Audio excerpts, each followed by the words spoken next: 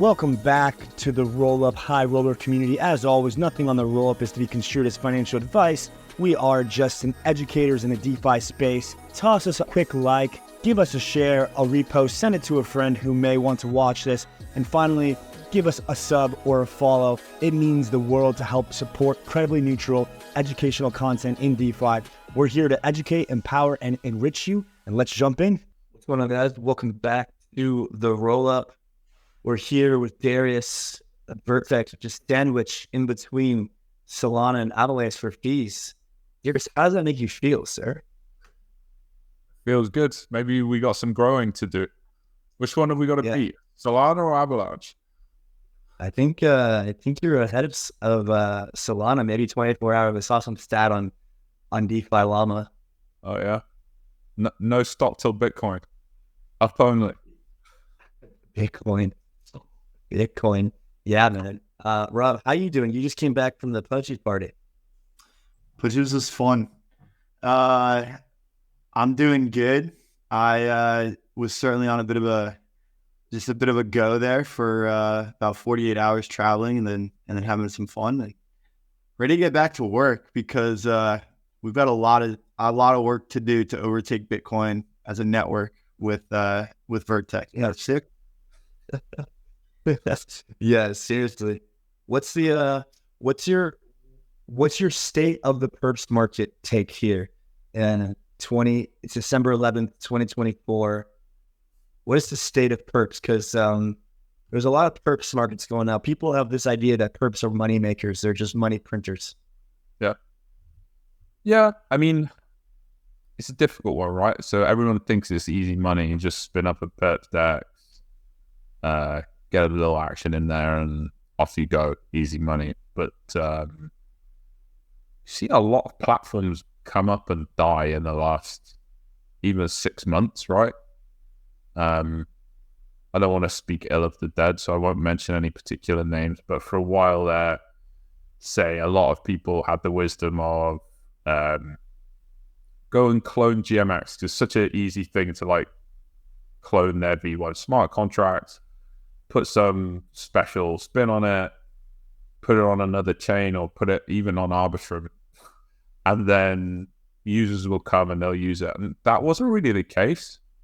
And actually, there was like a lot of complexity that had gone into how GMX had built their business, for example. So they built a really successful referral program.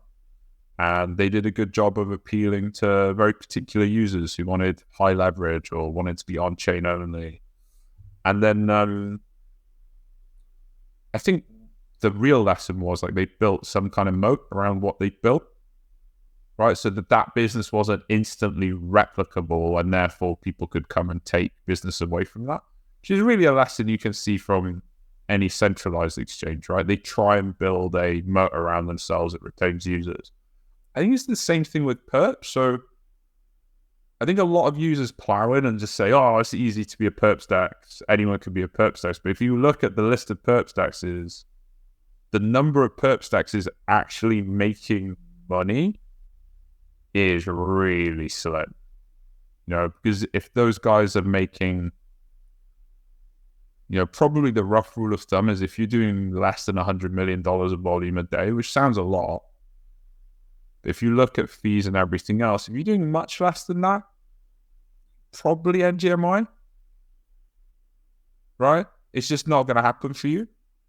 And unless you got a plan for how to get over that and keep over that, it's not going to be good for you. You might last for a while, but it's not going to be a fun existence. And so the big thing for us with Vertex was like, what moat can we build for ourselves, you know? I think it's probably safe to say we have like the lowest latency, highest throughput architecture. We have probably competing with DYDX, but like most market makers and therefore liquidity on bid offer. We have the cheapest fees. We're building out, we have a referral program, but I think we can improve it. You know, like all these metrics, if you can be top 3 on everything, you're probably going to be successful. Otherwise, you know, thanks for coming. I mean, is there even any room? Like, Bitcoin seems like the winners are established. How do you come into this space and win? I mean, it's like, and from a perspective of a user, man, it's like, I'm using Vertex and I trust Vertex with millions of dollars. In what world am I going to a GMX for?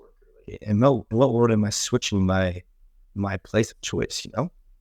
Yeah, I mean, yes, but also, you know, crypto's a bit fast forward, right? So like what might feel like a long time or lifetime in crypto, probably only 6 months. You know, and the fact is that all these like on-chain solutions are still only, I can't even remember what stat I put up the other day, but I think the whole Perp DEX space, like last Friday, was like less than 5% of what Binance did that day. Right, so there's still room for like huge growth. Everyone can get bigger, but I think in the meantime, you need to plan for like, how do you get into that top 3 to 5 and preferably, you know, top 1 to 3, because otherwise it's extremely competitive. You know, there's not enough market share right now to feed all those mouths. In 5 years, yeah, probably. But between now and 5 years, there's a lot of living to be done. And how do you do that? I see kind of like two parallel directions here, where there's one school of thought that might say that in order for those, like, to feed all those mouths, it means that like all of them can win, but the centralized exchanges must lose. Do you think that's a necessity to survive for a perp DEX on a chain to survive? It means kind of the downfall, or at least downsizing, of centralized exchanges, or kind of, as you alluded to, in 5 years, there's enough growth overall for both the centralized and decentralized for both of those parties to win? Yeah, I mean, it's interesting because Binance is about half the market, right? So just using Binance as a rough yardstick, they do like 50 to 100 billion a day. So the whole market does maybe 100 to 200 billion dollars of trading a day. You know, FX alone trades $1 trillion a day as an asset class. Maybe it's 2 trillion. I'm not up to date with the latest numbers, but it's in that region, 1 to 2 trillion. Crypto is still tiny. Like, we could grow, the whole industry could grow 5 to 10x. That would not be unreasonable given the number of assets, the way things are growing, stuff that's going on. You know, like, It would still be a 50x away from FX. right. And therefore, like, at that point, what happens? Well, you know, all these perp DEXs, if they just sustain market share, would become a bigger number of growth. You know, this dynamic with exchanges, the long tail of exchanges, you see on centralized exchanges, the top 3 to 5 make money, top 5 to 10 do okay. But if you're in like 20 plus, it's not an amazing business to be in, right? All exchanges thrive on liquidity and activity. You want to be near the top of that scale, or else your business probably isn't viable long term. And liquidity tends to pool on the biggest venue. So right now, that means Binance. Previously, that's been other exchanges. That number one spot is super, super important. So I think that this idea was brought to light basically like the end of 2020-ish. And of like DeFi was like, oh, well, we need perp DEXs. This is going to be the next big thing. Kind of blew up, and now there's, you know, like you say, tons. Is there any other verticals that you're more bullish on than perp DEXs going forward? What is more bullish than offering people high leverage on chain where there's volumes dramatically higher off chain? It's a great question.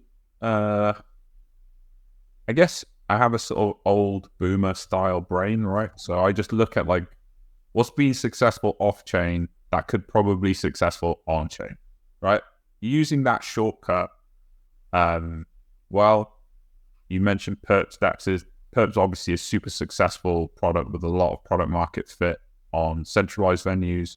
That's translated over into relative success on chain. Same thing's been true with like borrow lending platforms. There are a lot of centralized borrowers, lenders. That has translated to the success of things like Arbe. I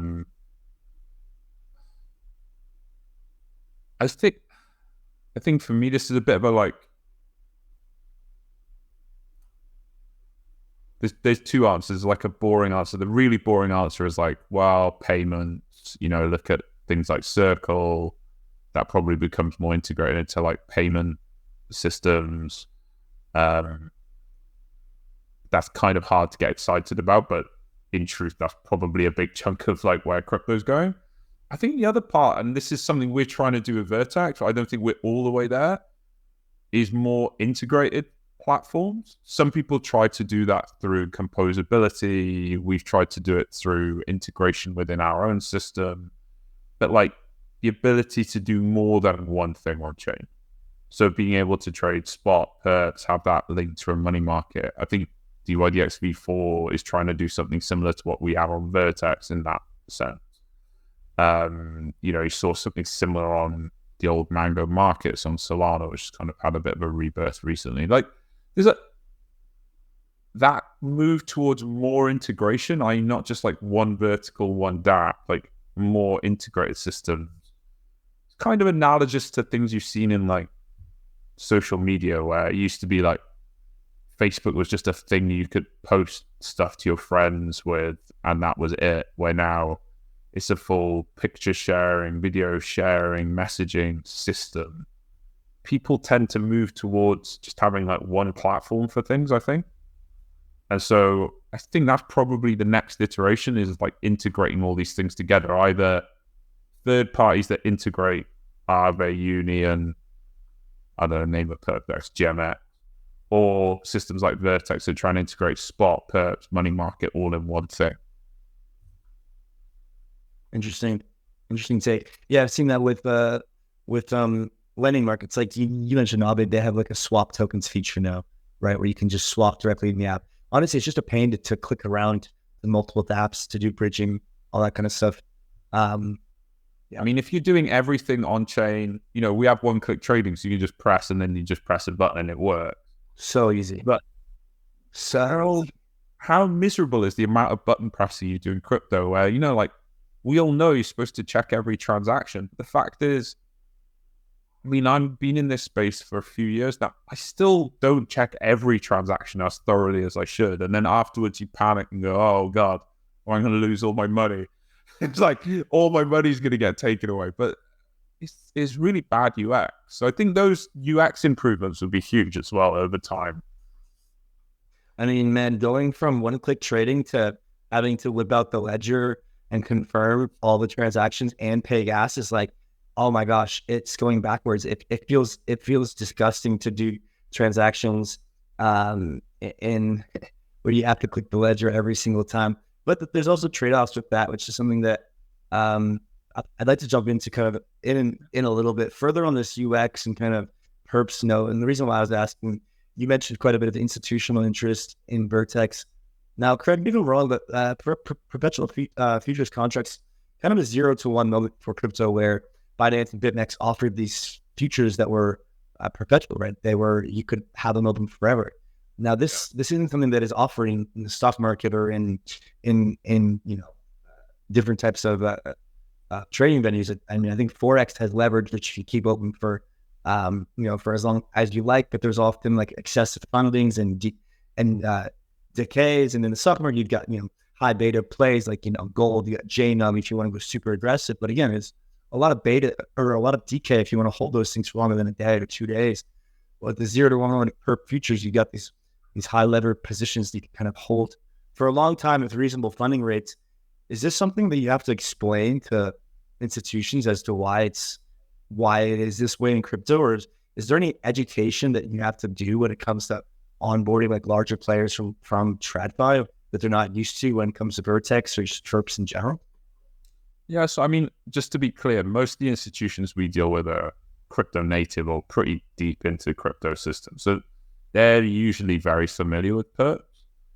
I think perps are like a serious innovation in terms of they really solve a problem for a market that's fundamentally based on physical asset.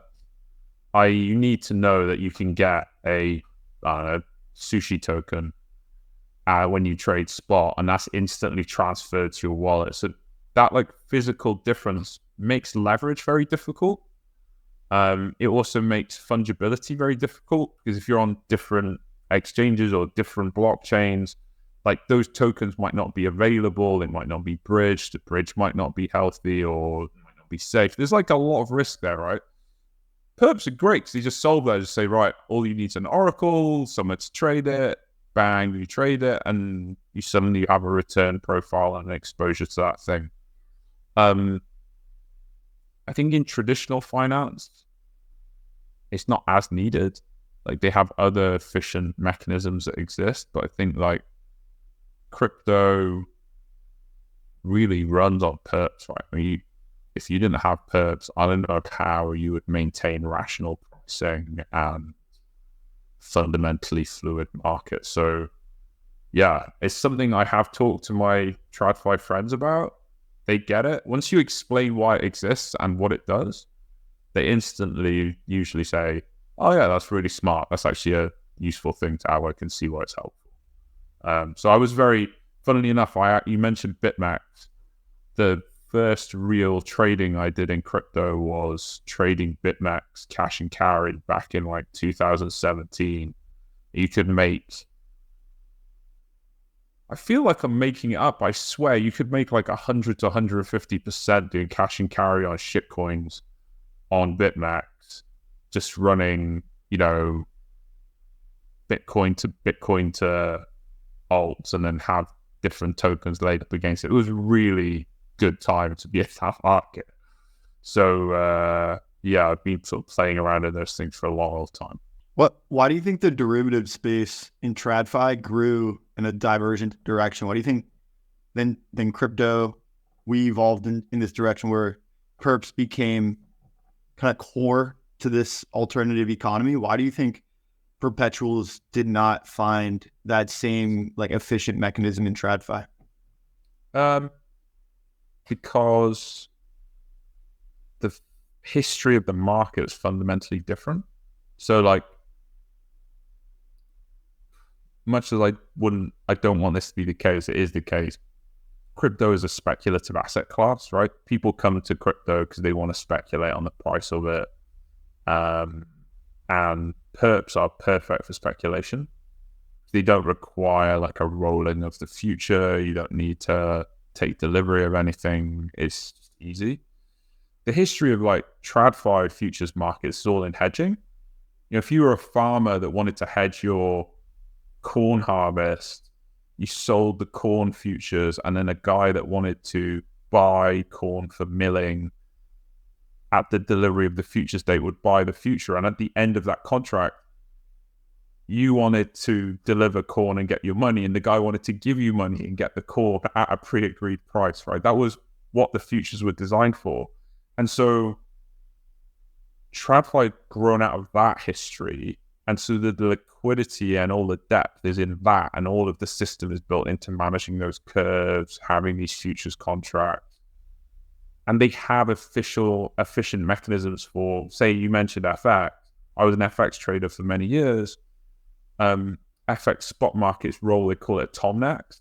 So the day before delivery, you buy or sell your spot and then buy the day afterwards, and you just keep rolling it basically. And you can do that wholesale at very cheap prices. Like, it's super efficient and easy to do, but it's all built for institutions and fundamental people that actually want to take delivery of these things. In crypto, is a lot of retail who are non-experts, so they don't want to take delivery of a thing. They just want, if number goes up, I make money. If number goes down, I lose money. I understand what I get. And so perps are perfect for that, right? There's no delivery problems. It's all fungible in that one contract, in that exchange, just easy. So, yeah, I think that's the difference. Yeah, makes sense.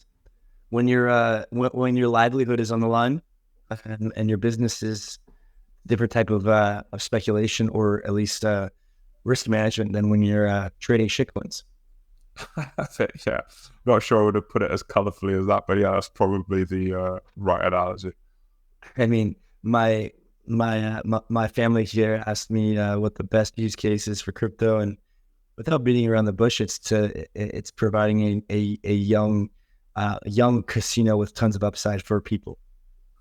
There's a lot of use cases. I hate to be so pessimistic, but here we are. I mean, there's definitely one take. I mean, if I was going to be a bit more optimistic, I'd say, like, I worked for years in large investment banks where, a lot of the systems were 20, 30 years old, lacked interoperability, very inefficient. Blockchain genuinely solves a lot of those problems, like being able to trade atomically, see the settlement happen on a public database, have that be immutable, recognized. It will take a long time for banks to implement such things, but I'm convinced actually like a lot of finance will move that direction. It might not be on open permissionless networks as a lot of crypto maxis might hope, but there will definitely be change, and I think there'll definitely be convergence where bits of TradFi will drift towards crypto and bits of crypto will drift towards TradFi, right? Where people will become less maximalist and see that there are maybe better ways of doing things. So it's kind of fun to be in a young industry, right? Where you can help form that and be part of the change as things move forward. Yeah. And there are certain like you mentioned, cash and carry. There are strategies that emerge, maybe similar sort of, maybe arbitrage strategies that emerge as there's private blockchains with significant liquidity, kind of parallel to the public blockchains with significant liquidity that we see now, that could kind of pave a path for new strategies to develop. Like, again, you mentioned cash and carry. What are some of the strategies you see available in the market now?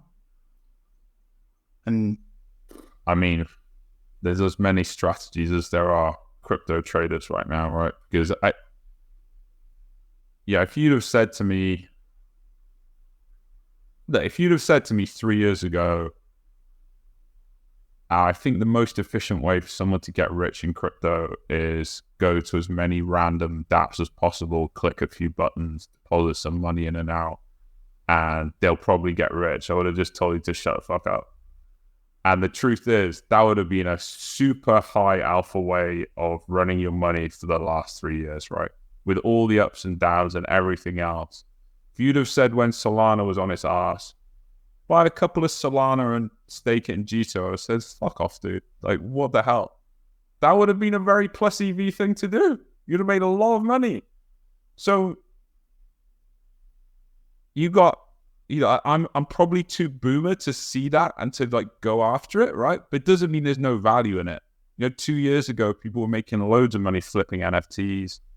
But like people consistently make industrial level money doing cash and carry. Very dependable. You know what you're going to get. See the money. You deploy your cash. You just make consistent returns like clockwork, right? You can trade options. There's like a bunch of option strategies you can do. There's trading, we're integrating with Pair Protocol, who are a pair trading app. You can do pairs trading. It's like a lot of money to be made in trading correlated assets in crypto because there's just so many of them.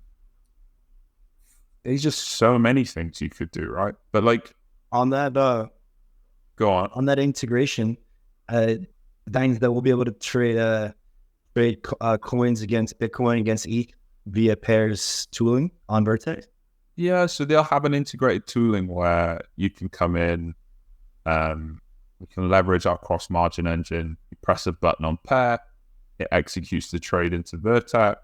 I think they have 2 markets they're going to be integrated with. One is GMX, I think they're up with already.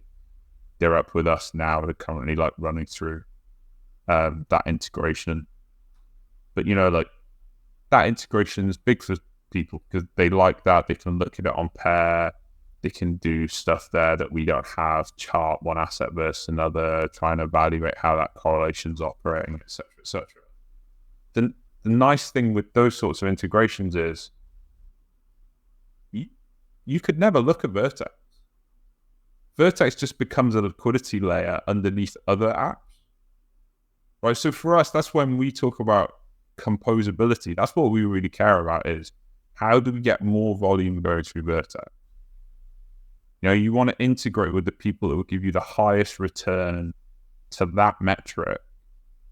And as such, you want to be working with aggregators, firms doing lots of volume, other protocols, because then you become empowered, you become multiplied out, right?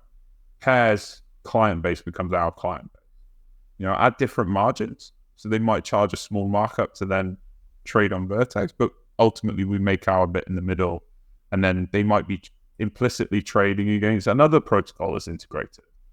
So suddenly you've got like these protocols are trading with each other really, but they're doing it all through Vertex's stack. And that's kind of where we want to take things, is to be a bit more like a liquidity layer, as I said, rather than just a DAO. Yeah. Recently we saw the fee switch on Uniswap. How do you think about fees when it comes to Vertex and other participants trading on Vertex, and kind of the fee landscape in the ecosystem overall? Overall, on-chain trading's been too expensive for a long time. Even with the advent of Arbitrum, Optimism, there's various ZK rollups, like gas fees came down, but protocol fees really didn't, right? Like if you look at, so I'll reference GMX just because they were on Arbitrum when we started. You know, V1 had fees in the region of like 10 basis points, plus there are like a bunch of embedded swap fees that underpin the protocol.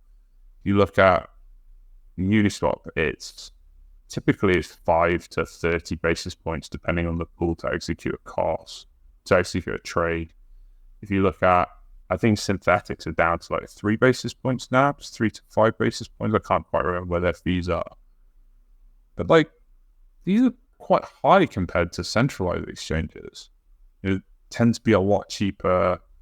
And so that's something we've thought about is, you know, for the long-term health of the protocol, how do you charge fees that are as low as possible in an effort to grab market share? Because ultimately, the increase in market share will more than offset what you've given up in fees.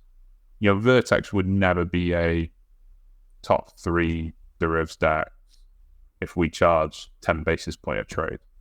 This would never happen, but because we focused on people that do really high volumes, i.e. trading firms, you know, prosumer type people that they turn their book over a lot.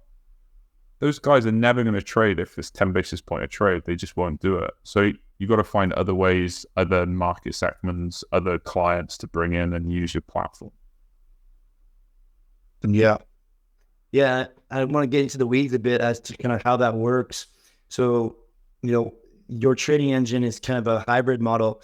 You know, and I'd love to hear your opinion as far as kind of how your model differs and compares to something like an app chain model.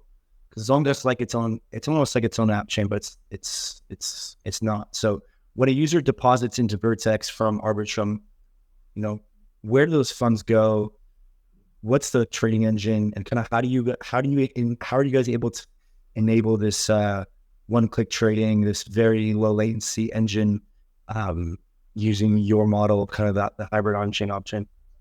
Yeah, so we have our own off-chain sequencer, and that services our contracts solely, right? So in many ways, Vertex is like a really conventional DEX. I mean, not totally conventional. It's got perps and spot and money markets, but those all sit in smart contracts on Arbitrum. Where things get a bit more funky on the technology side is we have this sequencer that sits above. It runs an order book, so you can send orders in there, and if they match, we send them to chain. But it also allows us to like fast forward chain state. So long as our sequence is running, we can keep receiving orders and transactions from our users. Even if Arbitrum went down short term or became very congested, we can keep processing And we can do that really fast. We've like rewritten the whole EVM in Rust. So it operates super low latency. But it means then every transaction that happens, we just fire it off to chain. So from a custody and a sort of transparency point of view in terms of trading, it's exactly the same as doing an on-chain, a fully on-chain protocol. In terms of speed and convenience, is like 10x. It's more like a centralized exchange because you come in, you're given signing rights locally so that you've got like a key running, but you can't withdraw. So when you use one-click trading, you just get this super fast process. You press the button, it trades, but all your assets are still safe. You know that everything that trades is printed on chain. So we like to think it's a nice hybrid kind of compromise solution that helps people get the best of both worlds. So then you must be pretty bullish on the idea of app chains for Perp DEX as well, kind of isolated execution environments. So we like the idea of app chains. I think where we have a problem, and my co-founder wrote an amazing thread on this. Anyone that's interested, wants to nerd out, should go and find Alwyn Peng on Twitter and go and have a look through his profiles. He don't have that many threads, but this one was very interesting. And Alwyn's argument was, well, if you want to run a low latency setup, high frequency trading generally operates in the region of like single digit millisecond latency. You need to be really, really fast, right? And the problem with a distributed chain is that any reasonably distributed blockchain will need to reach consensus. Consensus will need to occur across a number of globally distributed nodes. And those nodes might be, one side of the world to another. That can add latency in the region of like 1 to 2 seconds just because of the speed of light. It can't travel fast enough to get to single digit millisecond latency. And what that means is, if you want to have super low latency blockchains, then what you end up doing is co-locating all the servers in one place, right? We've seen a number of blockchains do that. But at that point, a number of the nodes are probably controlled by the team. They have a number of controls over how that thing's set up. And then you start to ask questions of like, well, what genuine value are you getting out of this being a blockchain rather than just being a single node? And the truth is you end up with all the negatives of being a blockchain with none of the distributed, decentralized positives you were looking for in the first place. And so there's like this expertise and need problem where for us, we view that was kind of a false narrative. So for us, it's like, no, if you want to be fast, performant, and the faster you are, you might say, well, why do you need to be fast? It doesn't need to be that fast. The reason it needs to be fast is because if you want market makers to show good liquidity, the faster it is, the braver they can be about the orders they put at the top of the book. The braver they are about the liquidity they put up, the better price they will put, and then the better execution it is for you as a user. So even though it doesn't feel important, if you want to have the best UX, which means cheapest liquidity, deepest liquidity, you need to be super low latency. And that's what our setup gives versus an app chain, which, might be pretty performant, but it still might operate in I think I heard the guys from Hyperliquid. I was on a thing with Jeff from Hyperliquid. His setup operates at like a 200 to 900 millisecond. That's awesome for an app chain, but it's still pretty slow compared to our setup. And it means that like market makers have to just be a bit more defensive, which is understandable, and it's how you feel about that trade-off. For us, that trade-off's not worth it. For them, it is. That's a choice you make. Yeah, they have lower liquidity overall, not as good of an experience. Nothing on them. It's just the design choice. And I know Rob's got something, just though, the difference between the single sequencer setup that you guys are hosting versus a app chain with centralized nodes all in one geographical location, it doesn't seem that different. But it's the facade of trying to run a decentralized app chain on top of a layer 2 that kills the performance and speed.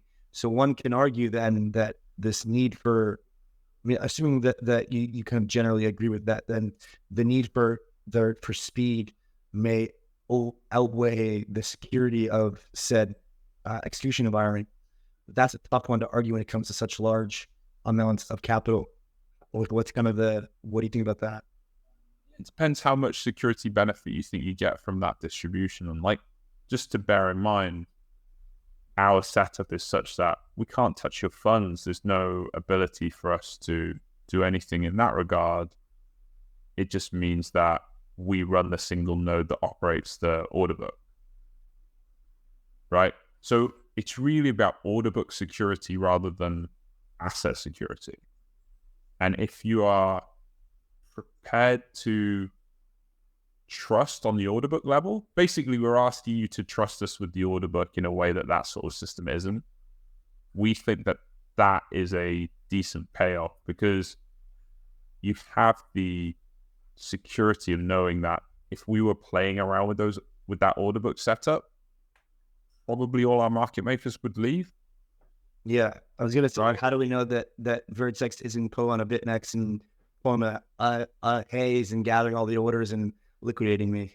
Yeah, so it's really just like a social enforcement, right? Where like market makers are making, and if we were reordering their transactions, they'd see it immediately in kind of performance times and have things operated. They'd stop providing liquidity. It's also that like we run open liquidations rather than a closed liquidation system that say a BitMEX would run. So like anyone can pick up liquidations and execute them into our environment, which means that we can't jazz around with that either. Because we also run our liquidations versus external Oracle. We don't run them versus our own order book. So it's not just like, can't just pick a number out of our ass, execute it, and then make that thing happen. It has to execute versus the external Oracle. So there's a number of safeties there where what it then ultimately comes down to is, do we execute the order book as we said we would? You have a bunch of professionals that look at this in like real time all the time that would leave if we didn't. That's kind of your safety mechanism. And then I'm sorry for all the just tough questions, Rob. I just got this last one. How do we, as users and speculators on token or on Vertex token or users of the DApp, how do we know there's no preferential treatment for any specific market makers? Interesting. As far as information passing, like, hey, or who gets the information first, or, yeah. Yeah, so again, it's like a social proof type thing. I mean, you can never know, even with some of these, like, let me put it another way. If you trade on chain, you're familiar with the concept of MEV, right? The risk of us doing something preferential is on a time frame that is lower than our like latency round trip, because the amount of reordering we can do can only happen in that like 5 milliseconds. So it's on the order of 10 milliseconds. If you're trading on like pure on-chain environments, you are open for like a block or two, right? Depends where your order gets picked up and executed. So that might be over a course of like a number of seconds, if not minutes. So the value at risk is much, much lower.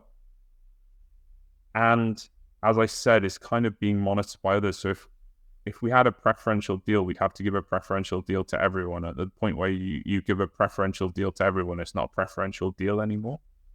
So like, it kind of argues itself out. Do you know what I mean? Almost, yeah. The fact that we're controlling that node is a bit more security than being in an open network where it's just a bit of a dark alleyway and you might get mugged. And yeah, it basically seems like the trade-off from security to speed is not necessarily a trade-off in the sense of you lose one or the other, but by opting for extreme speed, the ability for MEV or for information passing to happen within the time of orders being placed is so small that it's nearly impossible to pass that information in any sort of way, even with the fastest bots or information passing, areas. No, but also the thing is, if we did start doing that, it would get picked up by the market makers, right? You basically got the like smartest guys in the market are monitoring this to check that you're not fucking around with people. So it's pretty rigorously enforced. It's just a social enforcement. It's not enforced at the chain level. I was just trying to make sure my stops were safe. You know what I'm saying? Yeah, you can't say that. You can't say that they're safe on all perps dexes from what I've heard about your trading stories the last 48 hours.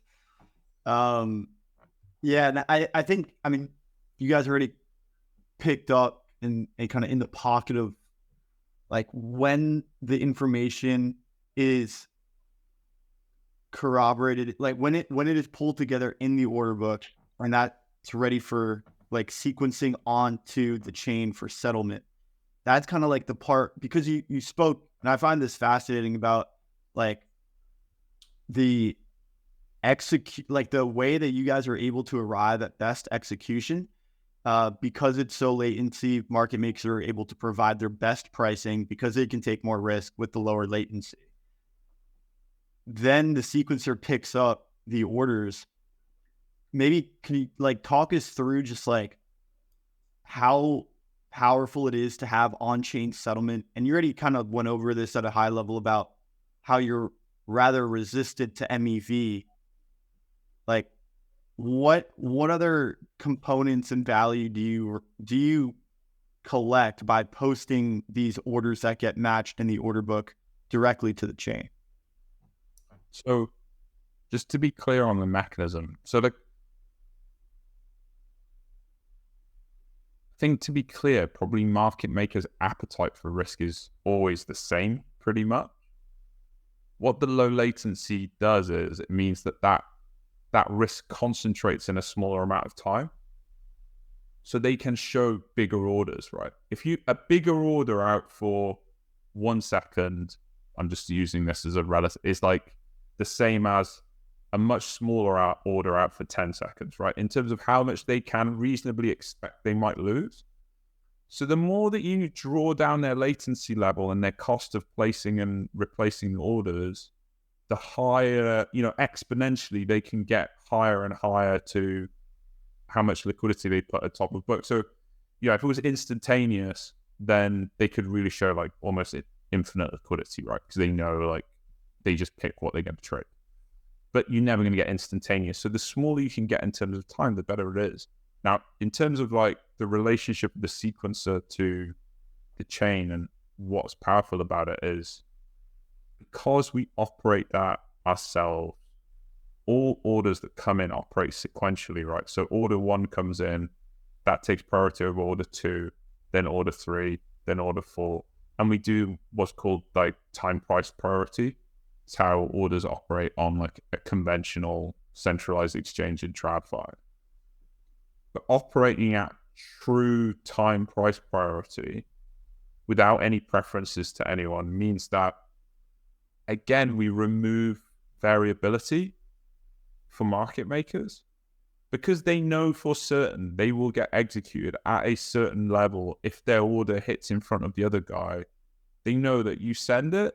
The only risk they have is on the latency, right? Because if their order got in before someone else did it, it's whether someone set an order within that like 5 to 10 milliseconds. That'll determine whether or not they were wrong, if you like. Right? Where if the latency is 1 second or 10 seconds or 30 seconds, your risk becomes a lot more. And if in the midst of that, someone can MEV, i.e. you were in front, but then they say, nope, not anymore. They bring you behind, and now this guy executes first, then you execute, then someone else behind you. That can really mess you up, right? So just by being consistent, fast, in the order, predictable, you add a lot of value to those guys that are providing liquidity, and then the guys that are providing liquidity can be braver and show better liquidity for traders. And that's a virtuous circle then. Got it. So there's, in the 5 millisecond of latency, there's several orders that come through the system in these batches, if you will. And these kind of like these batches of orders are what then get sequenced by the Vertex sequencer. They're not even batched, right? They're continuously processed. The only thing that gets batched is when an order matches. So you might say, like, I bid at 100, someone offers at 101, someone bids at 100.5. No trades have happened, right? We just retain the orders at the sequencer level. At the minute that you say, I'm 100.5 bid, someone else says, I'll sell at 100.5, trade happens. When that trade happens, it gets sent to the chain, and your balance changes and the other person's balance changes. That's how it works. The rest of it, we maintain a state on the sequence. And the reason is market makers and traders might send millions of orders a day. In terms of gas, if you printed that all on chain, it would just add up and make the whole market. I was wondering that. It's going to cost you a freaking load. Yeah, it would cost infinity, right? You wouldn't be able to run the business. So that's why we keep that piece off chain. That's what we view as like the low value part, right? Placing and canceling orders does not create economic difference to you or Andy, right? Doesn't matter. You don't need high security for that. You don't need blockchain level security. You need blockchain level security when I say your money's moving, Andy, to Robbie. Now you say, okay, yeah, I want that to happen on chain. So that signed transaction you've done, we send that to chain, and then the changes happen in the smart contracts, and you can see the assets move on chain, which is really what people should care about. Yeah, I find it fascinating to think about the state of the blockchain as this array of balances in people's wallets. When things change, when balances change, like you said, like someone's money goes up, the other person's money go down because this trade happened. That affects the state on chain. But then there's also this state of orders that exist on the Vertex chain, if you will, with like in very rough terminology. There's a state of the order book, and this rests on Vertex's order book, and the Vertex sequencer maintains the state of these orders. It's just it's like I'm coming to realize kind of like the state of orders that happen off chain, and then this is very different from the state of balances that happen on chain. 100%. Yeah, 100%. And it's like you're saying, Darius, it's only the important actions that actually drive economic, almost like transfers of value that require hosting on chain, because those actually impact the state of the chain. Whereas when I set a stop loss, it's not like I'm making an impact on somebody else's balance or on my balance. Correct. Nothing's happened at that point, right? You just set an intent, basically. Right. And so that part, doing that, using Vertex's order book and mechanism is kind of what separates the you guys from the ones that don't, which is why the experience, if we're going to show Vertex, is why the experience is fantastic now. Now, obviously, you have to understand the trade-offs of a single sequencer, and there's kind of a centralized point of failure, which I'm sure you guys have thought through that many a times, and we can kind of dive into that at a later time as we're kind of wrapping up into that. But it seems like that kind of methodology and thought really can, you can onboard huge market makers. Yeah, that's it. Yeah, and like we think a lot about how to maintain stability. If you look at our downtime since we launched, it's been almost zero, and that's because we basically designed the whole system not to have failures of that sort. We have a lot of failover within our architecture. So yeah, it's a good question, but people that have used Solana, and I am one, will know that blockchain is not necessarily a recipe for no downtime. So but it would be a somewhat of a catastrophic event, not just Vertex, but all rollups, all kind of sequencer based operations. When you have a misalignment of state, it's a bit of an issue. Yeah, so that because we maintain our own state. Interestingly, we're like less reliant on Arbitrum in that sense than other protocols. Actually, we have our own kind of failover. If Arbitrum were to fail, we can keep sustaining state within Vertex until Arbitrum were back up and running, were able to like realign state. So yeah, They haven't gone down much recently. Man, 2021 Arbitrum kept freaking going down. yeah, I think Crazy, you know man. that team works a lot on robustness and failure, and I think they do a great job. We work with them a lot, so yeah, I think they know it. They've had no downtime since. That Yeah. fail safe is you guys keep the off chain state of the orders as well as records of the on chain state of the balances in case Arbitrum were to go down. Correct. So yeah, the orders runs without Arbitrum anyway. That never touches chain, so that bit we sustain. But then the on-chain state we maintain as well. And so if chain's unable to pick up state, we keep state in our sequencer until Arbitrum were to come back up, and then we fire orders down. We actually do that because we pay gas. We actually do that if the chain ever becomes congested, which does happen periodically, right? And gas fees might go astronomical. We might pause for half an hour on withdrawals or settling transactions on chain until chain activity diminishes, and then we send all our transactions off. So, it's a mechanism we thought about a lot, and we keep aligned. But it's very powerful, actually. It's kind of more complicated than it sounds, but it makes for a good UX. Yeah, it's interesting. Well, I appreciate the answers to the tough questions, but we wouldn't be doing our duty in this world if we weren't asking the tough ones. And I'm sure there's even tougher ones that with a technical lens that we could get into. But as far as today goes, then I appreciate the time and the interesting dynamics from your perspective, from the backgrounds and also on the technical side. So loving the platform and keep crushing it, man. Pleasure. I'm glad to be here. Thanks for having me. Thanks for coming on. Cheers.